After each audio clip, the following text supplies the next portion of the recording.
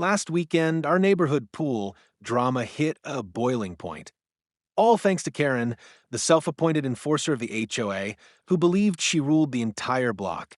It was a scorching Saturday afternoon, and I had just finished cleaning the private pool in our backyard when my nephew and his friends jumped in for a swim.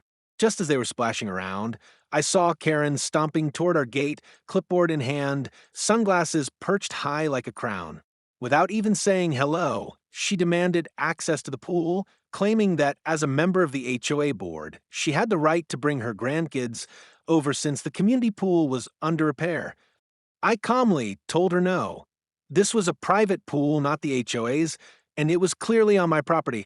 She scoffed, pointed at a supposed clause in the HOA guidelines, which I knew didn't exist, and threatened to call the police if I didn't let her and her guests in.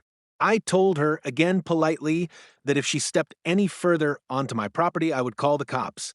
To my surprise, she whipped out her phone right then and there and dialed 911, loudly claiming she was being harassed and unlawfully restricted access by me. What she didn't know was that I'd already had a chat with the local police a few weeks earlier about this kind of behavior. Karen had tried a similar stunt with my neighbor, and the officers had advised me to report any trespassing or harassment attempts immediately.